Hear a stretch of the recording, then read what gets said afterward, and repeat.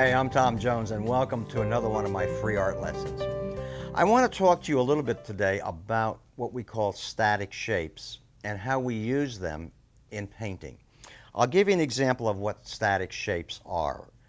They're circles and squares, rectangles and triangles, and straight lines. If you must use them or want to use them in your painting or your landscape painting, makes no difference, you should overlap them, intersect them, or have the edges disappear and reappear. I'll show you exactly how we do that. So stay with me. I'm going to do a little bit of a sketch for you to show you how I'd use those static shapes in a painting.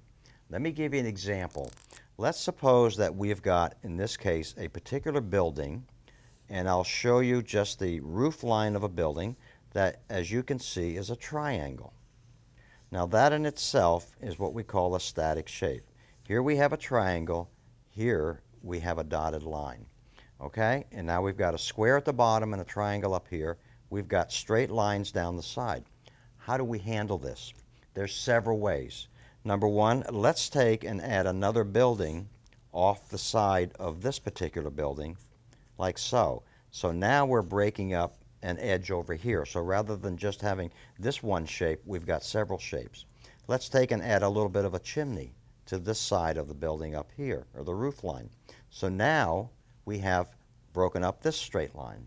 We could come on this side over here as an example, and we could have what's called a dormer.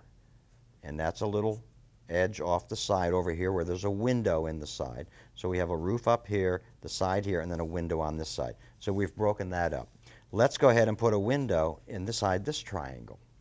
A couple of doors and windows inside this square as an example. Now we're starting to break up these shapes. Now, that's not enough. Let's take and put a tree, let's say, in front of this particular shape, and now we've broken up the rectangle here and the rectangle here. You say that's not enough? All right, let's go ahead and put in maybe a light pole over here, and we'll have some power lines coming into the building. So we can do that as well. Now we're breaking up the edges of the shapes. See how this is all starting to evolve, where it started as a triangle and square, and now we're breaking up the shapes, okay? All right, let's say that we've got, in this case, a couple of circles or squares or whatever we want over here. Let's say as a window. If you want to break up the shape of the square, rather than paint the square solid, let's put an abstract shape inside the window to give the illusion of a reflection in the window. Same thing over here. Just put a little abstract shape inside that rectangle to break it up. We'll do the same thing up here with this square. So now we've broken up the square by putting a reflection inside. So these are just a few ways of breaking up the shapes. We'll do another one for you. Let's take a page here and let's take an example of maybe a building, a tall building like so, with a roof line up here. In this case, we can have an awning coming off the side of the building. And this helps break up this shape over here. So we got rid of the straight line here by having an awning on the side of the building. So there's a lot of different ways of breaking up shapes. Same thing over here. We could have, as an example, a doorway here.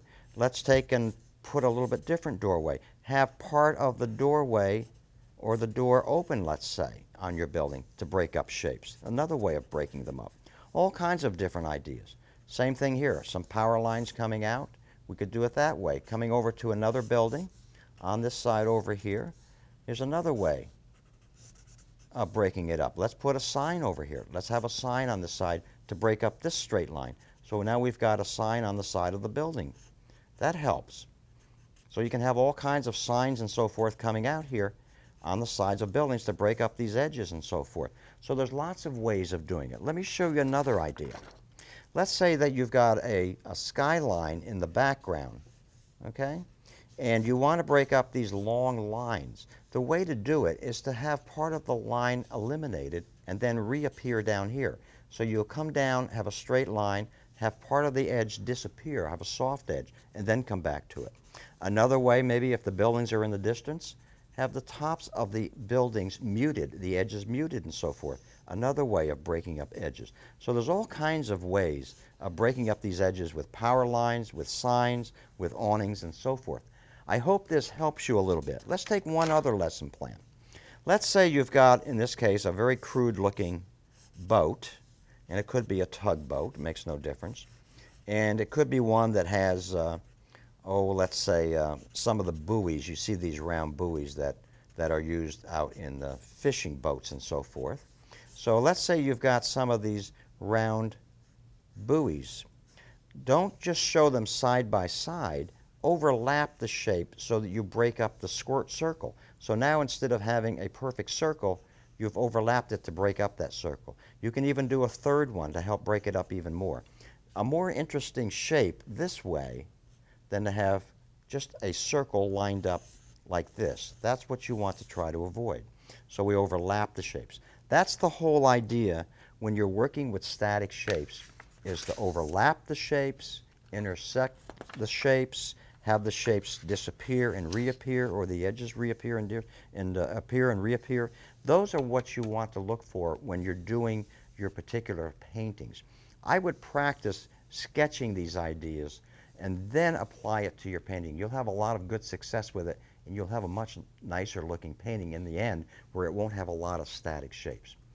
Thank you for joining me, and check out more of my DVDs on TomJonesArtist.com. Thank you very much for joining me today.